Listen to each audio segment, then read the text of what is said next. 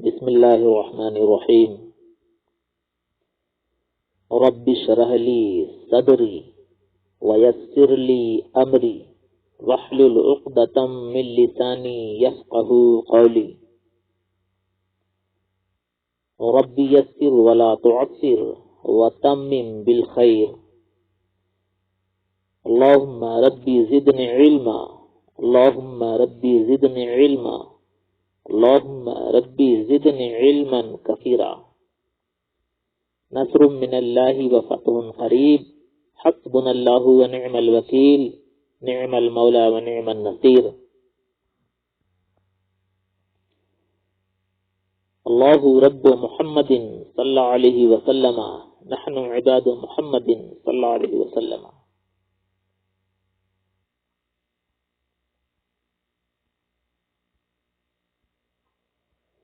حضرات، آج ہمیں انشاءاللہ منشیب کا سبق پڑھنا ہے. آپ سوچتے ہوں گے کہ یہ تو کتاب میزان ہے، میزان ہم نے پڑھا ہے، تو پھر یہ منشیب کہاں سے؟ تو اصل میں میزان اس کتاب میں دو باب ہیں. ایک باب کا تعلق میزان سے ہے اور ایک باب کا تعلق منشیب سے ہے.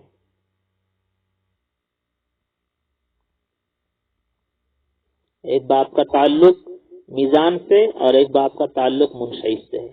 تو میزان کا ایک حصہ ہم نے پڑھا، انشاءاللہ اب منشیب سے ہمیں پڑھنا ہے.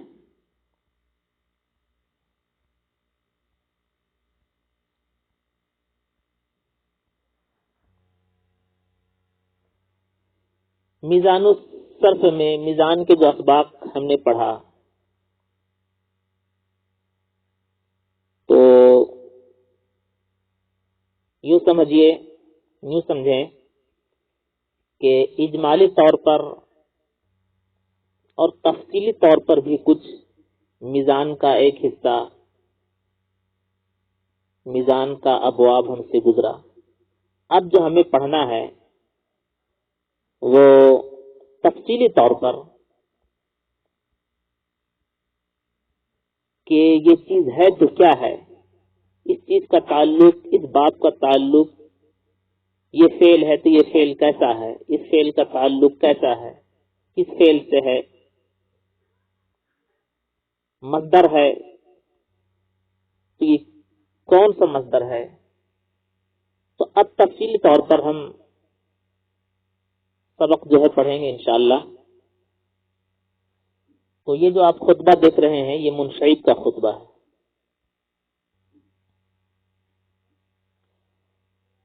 خطبہ کی تشریح ترجمہ آپ نے میزان میں پڑھا.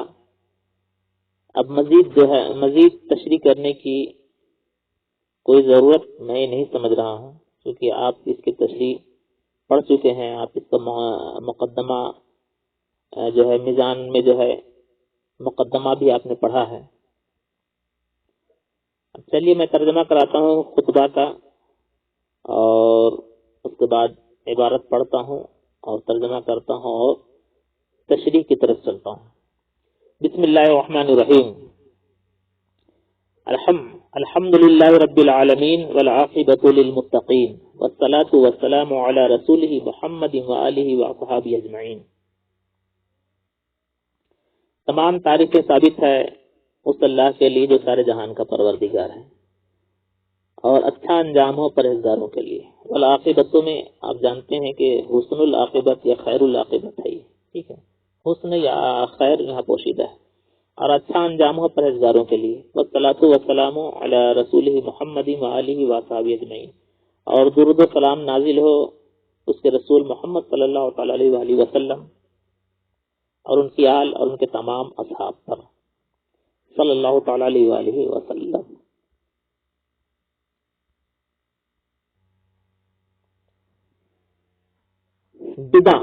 بدع اسعدک اللہ تعالی فی الدارین.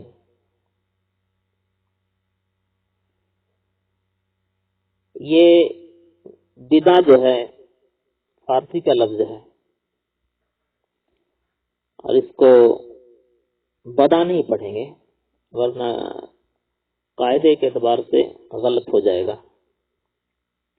بدع، با پر جو ہے با کو کسرہ کے ساتھ پڑھیں زیر دے کر، بدع۔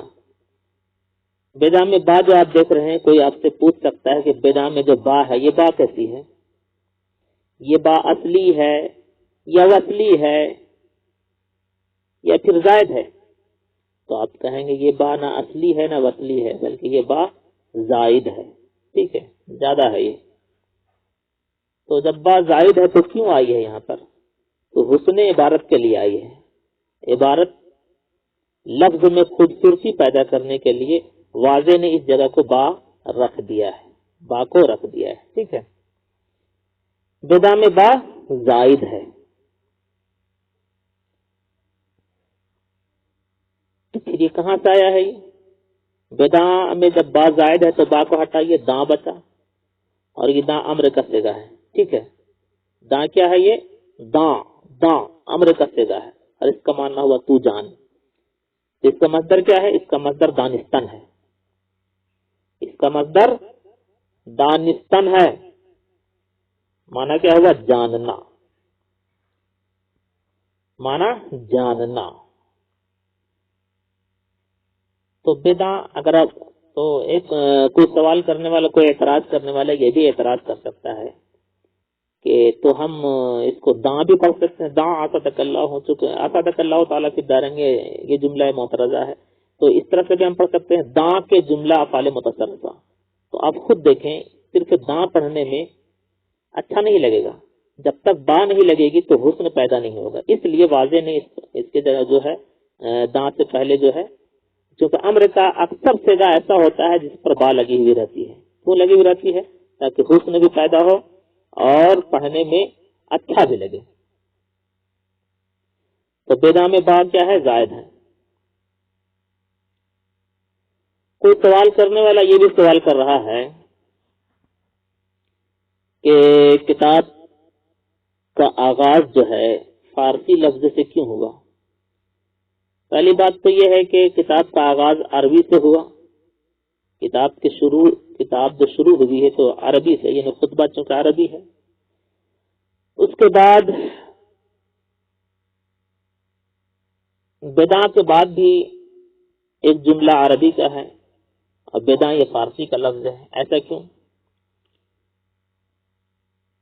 تو اس کا جواب یہ ہے کہ چونکہ یہ میزان اور منشعب جو ہے، اس کتاب کی عبارتیں جو ہے فارسی کی ہے۔ کوئی سوال کرنے والا سوال یہ کر رہا ہے کہ اگر بدع کی جگہ پر علم ہوتا، کیونکہ بدع کا معنی بھی ہوتا ہے تو جان، اور علم کا معنی بھی ہوتا ہے تو جان، تو بہتر رہتا کہ علم اگر رہتا، لفظ علم رہتا، فارسی کا یہ عربی کا جو لفظ ہے علم رہتا تو اور اچھا رہتا، بہتر رہتا۔ تو اگر بدع کی جگہ پر علم یہاں پر رہتا تو اچھا رہتا۔ کوئی اعتراض کرنے والا اعتراض کر رہا ہے، تو اس کا جواب یہ ہے کہ یہ کتاب چونکہ فارسی میں ہے، اگر علم یہاں پر آ جاتا تو سمجھنے والے یہ سمجھتے کہ یہ کتاب کہیں، اس کتاب کی عبارت کہیں عربی میں تو نہیں ہے، اس لیے واضح نے، مصنف نے علم کی جگہ پر علم نہ لا کر بدع لایا، کیونکہ کتاب کی عبارت جو ہے فارسی کی ہے، اس لیے کتاب کا آغاز جو ہے فارسی ہی سے ہونا چاہیے۔ تو بدع میں با زائد ہے، اور با کیا ہے؟ امر ہے، امر کا صیغہ ہے، اس کا مصدر دانستن ہے، معنی ہے جاننا۔ عربی میں بدع کی جگہ پر علم آتا ہے، اور فارسی میں ایک ہی معنی میں استعمال ہوتے ہیں، ٹھیک ہے۔ یہاں کہہ رہے ہیں علم، یہ بدع لا کر طلبہ کو کیا کرانا مقصود ہے؟ تو جواب یہ ہے، جس کو ہم مخاطب کر رہے ہیں، چونکہ طلبہ مخاطب ہے، پڑھنے والے جو مخاطب ہے، تو یہاں مخاطب کو متنبہ کرنا مقصود ہو۔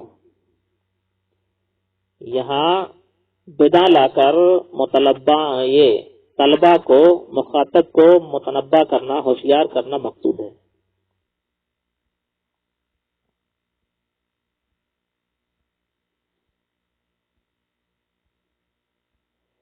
اس کے بعد بنا کے بعد اسعدک اللہ تعالیٰ فی الدارین، یہ ایک جملہ معترضہ ہے جو مصنف کی طرف سے طلبہ کے لیے یہ دعائیہ جملہ ہے۔ یہ ایک دعائیہ جملہ ہے، ورنہ اسعدک اللہ تعالیٰ فی الدارین یہ ایسا جملہ ہے جس کا کتاب سے کوئی تعلق نہیں ہے۔ تو مصنف نے یہ اپنی طرف سے ایک دعا کا جملہ رکھا ہے جس کو جملہ معترضہ کہا جاتا ہے۔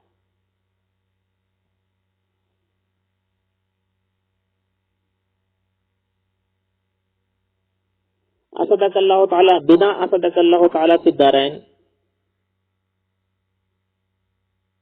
تو بنا جو ہے کوئی اگر سوال کرے کہ بنا کو کیوں لایا گیا، اگر کتاب کی شروعات اس طرح سے بھی ہو سکتی تھی کہ جملہ افعال متصرفہ و اسماء متمکنہ از روح ترکیب حروف اصلی بردو گنا عرض، ایسا بھی ہو سکتا تھا، شروع اس طرح سے بھی کر سکتے تھے، بنا لانے کی کیا ضرورت تھی؟ چلیے اسعدک اللہ تعالیٰ فی الدارین یہ جملہ معترضہ ہے، یہ مصنف کی طرف سے یہ دعائیہ جملہ ہے، لیکن اگر بدا نہ بھی ہوتا تو جملہ افعال متصرفہ ہی سے اگر کام چل جاتا تو پھر بدا کے لانے کی کیا ضرورت تھی؟ تو اس کا جواب ہے، جواب سنیں۔ جواب یہ ہے کہ چونکہ طلبہ جو ہوتا ہے، طلبہ جو ہوتے ہیں، طالب علم جو ہوتا ہے، تو اکثر طالب علم کا ذہن، اس کی فکر جو ہوتی ہے، اس کا ذہن جو ہوتا ہے کھیل کود کی طرف ہوتا ہے، تو اس کھیل کود میں جو غفلت ہوتی ہے، اس سے غفلت جو ہوتی ہے، اس غفلت کو دور کرنے کے لیے، اس غفلت کو دور کرنے کے لیے مصنف نے بدا کا لفظ لایا ہے۔ طلبا کی جو غفلت ہوتی ہے دوری کرنی مقصود ہے، اس غفلت کی، اس کی غفلت جو ہے یہاں پر دوری کرنی مقصود ہے، اس لیے یہ لفظ یہاں پر لایا گیا ہے۔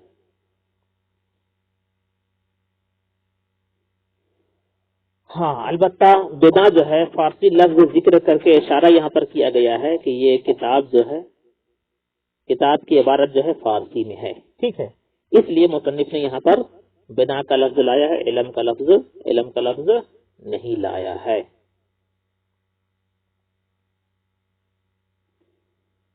بدا تو جان عبارت یہاں سے ہے، بدا کے جملہ افعال متصرفہ و اسماء متمکنہ از روح ترکیب حروف اصلی بردو بناست، یہ عبارت ہے، ٹھیک ہے، میں نے پہلے کہا دیا اسعدک اللہ تعالیٰ فی الدارین، یہ جملہ معترضہ ہے۔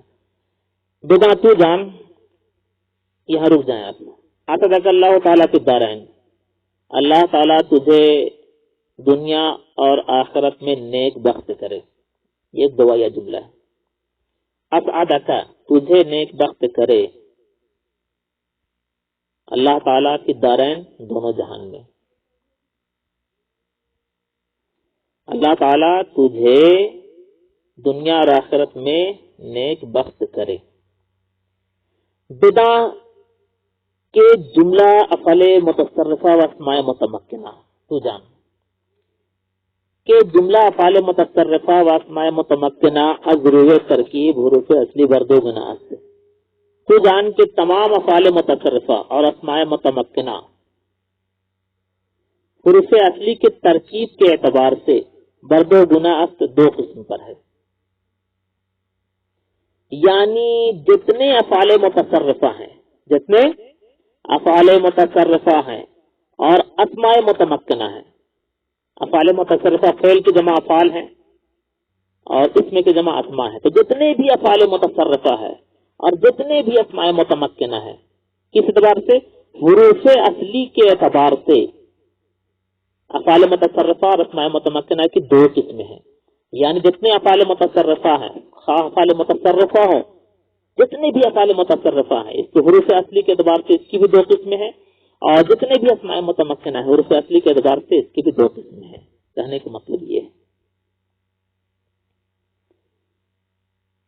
یہاں کہنا چاہ رہے ہیں، کہنے کا مقصد یہ ہے کہ تمام افعال متصرفہ، تمام افعال متصرفہ اور تمام اسماء متمکنہ حروف اصلی کے اعتبار سے ان کی دو قسمیں ہیں. کوئی اگر آپ سے پوچھے کہ جتنے افعال متصرفہ ہیں اور جتنے اسماء متمکنہ ہیں کس اعتبار سے ان کی دو قسمیں ہیں، تو آپ کہیں گے کہ تمام افعال متصرفہ اور تمام اسماء متمکنہ حروف اصلی کے اعتبار سے دو قسم پر ہوتے ہیں.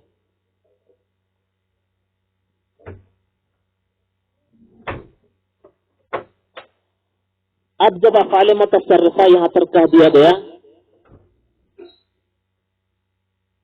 تو افعال غیر متصرفہ یہاں سے خود بخود نکل گئے.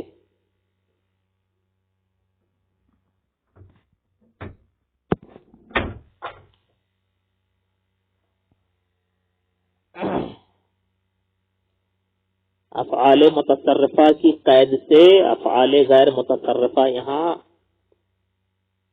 افعال غیر متصرفہ کا یہاں تصور نہیں کیا جائے گا. یوں ہی اسماء متمکنہ کی قید سے اسماء غیر متمکنہ نکل گئے. اب آپ یہ سوچتے ہوں گے کہ افعال متصرفہ یہ ہے کیا؟ افعال متصرفہ یہ ہے کیا؟ تو افعال متصرفہ کا معنی ہوا جتنے افعال جو متصرفہ مانے گردانے جانے والے، جس کو گردانا جا سکتا ہے، جو گردان میں آتے ہیں، وہ فعل وہ افعال جو گردان میں آتے ہیں، جس کی گردان ہوتی ہے، اس کی جو ہے اسی کو افعال متصرفہ کہتے ہیں. اور جو گردان میں نہیں آتے ہیں، جس کی گردان نہیں ہوتی ہے، اسے افعال غیر متصرفہ کہا جاتا ہے. تو گردان میں آنے والے جن افعال کی گردان ہوتی ہے، جن افعال کی گردان ہوتی ہے اس کا مضارع بھی ہوتا ہے، فعل ماضی بھی ہوتا ہے، مضارع بھی ہوتا ہے، مصدر بھی ہوتا ہے، مضارع بھی ہوتا ہے، ماضی بھی ہوتا ہے، امر بھی ہوتا ہے، سب کچھ ہوتا ہے، اسی کا افعال متصرفہ کہا جاتا ہے.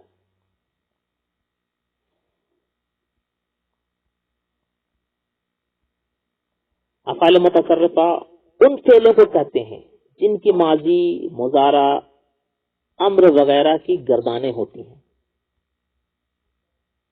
انہیں کو افعال متصرفہ کہا جاتا ہے. جیسے فعل، یفعل، نصر ینصر، ضرب یضرب، سمع یسمع، یہ سب افعال متصرفہ ہیں. کیوں ہے؟ اس لیے کہ ان کی گردان ہوتی ہے. کیوں گردان ہوتی ہے؟ اس لیے کہ ان سے یہ ایسے افعال ہیں جن کے ماضی بھی ہوتے ہیں، مضارع بھی ہوتے ہیں، امر بھی ہوتے ہیں.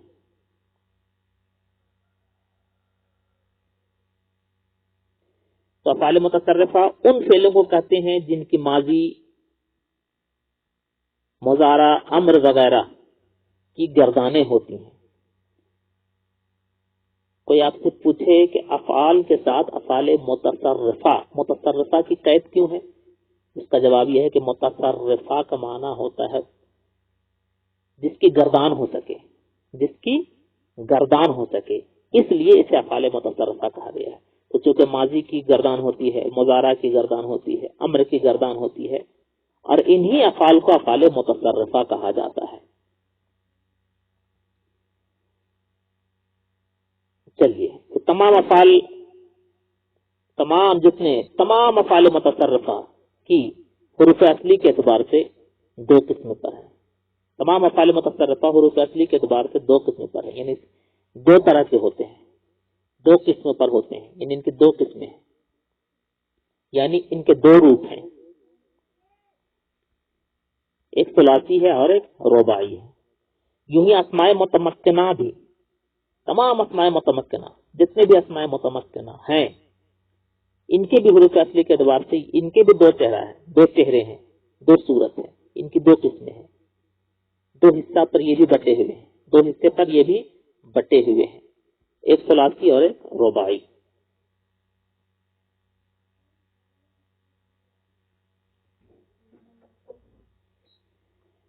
اسماء متمکنہ، کوئی آپ سے پوچھے کہ اسماء متمکنہ ہے کیا؟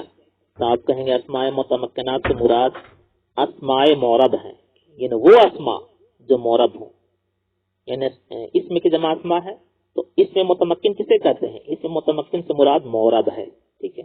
تو اسماء متمکنات سے مراد مورب ہے، یعنی وہ اس میں جن کو مبنی اصل سے مشابہت نہ ہو، جن کو مبنی اصل سے مشابہت نہ ہو وہ متمکن ہوتا ہے، وہ متمکن ہوتا ہے۔ کوئی آپ سے پوچھے متمکن کیوں ہوتا ہے، متمکن کا معنی کیا ہے، مطلب کیا ہے، کہیں گے متمکن تمکن سے آیا ہے، اور تمکن کا معنی جگہ دینا ہے، تمکن کا معنی جگہ دینا، قدرت دینا ہے۔ تو پھر اسماء متمکنہ کو اسماء متمکنہ کیوں کہا گیا ہے، یعنی اس میں متمکن کو اس میں متمکن کیوں کہا گیا ہے؟ تو اس کا جواب یہ ہے کہ اس میں متمکن کو اس میں متمکن اس لیے کہا جاتا ہے کہ چونکہ وہ اعراب کو جگہ دیتا ہے، اعراب کو جگہ دیتا ہے کہ تم اس پر ہم پر زبر کی صورت میں بھی ہم ہو سکتے ہیں، زیر کی صورت میں بھی ہو سکتے ہیں، تنوین بھی آ سکتی ہے ہم پر، ٹھیک ہے؟ تو متمکن بھی چونکہ اعراب کو جگہ دیتا ہے اس لیے اسے اس میں متمکن کہا جاتا ہے، اسماء متمکنہ کہا جاتا ہے۔ تو اسماء متمکنہ چونکہ اعراب کو جگہ دیتے ہیں اس لیے اسے اسماء متمکنہ کہا گیا ہے۔ تو اس میں متمکن کو اس لیے اس میں متمکن کہا جاتا ہے کہ چونکہ متمکن بھی اعراب کو جگہ دیتا ہے اور اپنے آپ پر قادر کرتا ہے، اس لیے اس کو متمکن کہتے ہیں۔ تو یہاں اسماء متمکنہ سے کیا مراد ہے؟ یہاں اسماء متمکنہ سے تمام اسماء مشتقہ جتنے بھی نکلے ہوئے اسم ہیں، ٹھیک ہے، تمام اسماء مشتقہ اور مصادر اور جامد یہاں مراد ہیں، ٹھیک ہے۔ اسماء متمکنہ سے تمام اسماء مشتقہ اور مصادر اور جامد مراد ہیں۔ چلیے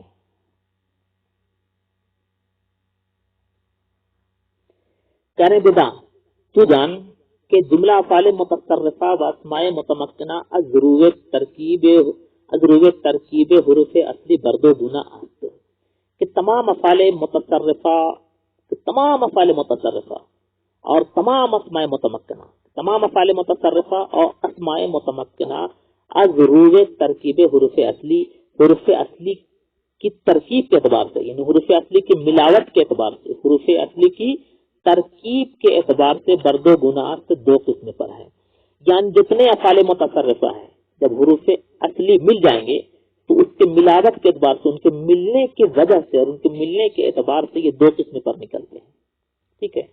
تمام افعال متصرفہ حروف اصلی کی ترکیب کے اعتبار سے دو قسم پر ہیں، یوں ہی اسماء متمکنہ، اسماء متمکنہ حروف اصلی کی ترکیب کے اعتبار سے دو قسم پر ہے۔ سمجھ میں آ گئی بات؟ یعنی جتنے بھی افعال متصرفہ ہیں اس کی دو قسمیں ہیں، یہ دو طرح کے ہوتے ہیں۔ دو طرح کیسے دو طرح کے ہوتے ہیں، کیوں ہوتے ہیں؟ یعنی حروف اصلی کی ترکیب کے اعتبار سے، حروف اصلی کی ترکیب کے اعتبار سے یہ دو قسم پر بٹتے ہیں، ان کی دو قسمیں ہیں، یوں ہی اسماء متمکنہ بھی حروف اصلی کی ترکیب کے اعتبار سے ان کی بھی دو قسمیں ہیں۔ کون کون ہے؟ ثلاثی و رباعی۔ ثلاثی، ایک ثلاثی ہے، ایک قسم ثلاثی ہے اور دوسری قسم رباعی ہے۔ یعنی افعال متصرفہ جو ہے حروف اصلی کی ترکیب کے اعتبار سے ان کی بھی دو قسمیں ہیں، ایک ثلاثی اور دوسری قسم رباعی۔ یوں ہی اسماء متمکنہ کی بھی حروف اصلی کی ترکیب کے اعتبار سے ان اسماء متمکنہ کی بھی دو قسمیں ہیں، ثلاثی اور رباعی، یعنی دونوں کی دو قسمیں ہیں۔ یعنی جس طرح سے افعال متصرفہ کی حروف اصلی کی ترکیب کے اعتبار سے دو قسمیں ہیں، یوں ہی اسماء متمکنہ کی حروف اصلی کی ترکیب کے اعتبار سے دو قسم پر ہے۔ یعنی یہ افعال متصرفہ، جتنے بھی افعال متصرفہ ہوں یا اسماء متمکنہ ہوں، ان دونوں کی دو قسمیں ہیں۔ آپ ایک ہی میں نہ سمجھیں گے کہ مطلب افعال متصرفہ اور اسماء متمکنہ یہ ایک ہی چیز ہے، ایک چیز نہیں ہے۔ افعال متصرفہ کی بات الگ ہے اور اسماء متمکنہ کی بات الگ ہے، ٹھیک ہے۔ یعنی جس طرح سے افعال جتنے بھی افعال متصرفہ ہے حروف اصلی کی ترکیب کے اعتبار سے ان کی دو قسمیں ہیں، یوں ہی جتنے بھی اسماء متمکنہ ہیں ان کی بھی دو قسمیں ہیں، کس اعتبار سے؟ حروف اصلی کی ترکیب کے اعتبار سے، ٹھیک ہے۔ کون کون قسمیں ہیں؟ ایک ثلاثی ہے اور ایک رباعی ہے۔ یعنی حروف اصلی کتنے ہیں؟ اگر تین حرف ہے اور تینوں اصلی ہیں، تین حرف ہیں تینوں اصلی ہیں، تو انہی کو کہیں گے حروف اصلی کی ترکیب کے اعتبار سے، یعنی حروف اصلی ہیں اور تینوں آپس میں ملے ہوئے ہیں، تینوں حرف ہیں تینوں آپس میں ملے ہوئے ہیں، تینوں کو حروف اصلی کہیں گے۔ اور چار حرف ہیں اور چاروں حرف اصلی ہیں، ٹھیک ہے، چاروں حرف اصلی ہیں، تو انہیں بھی کیا کہیں گے؟ انہیں رباعی کہیں گے، انہیں رباعی کہیں گے۔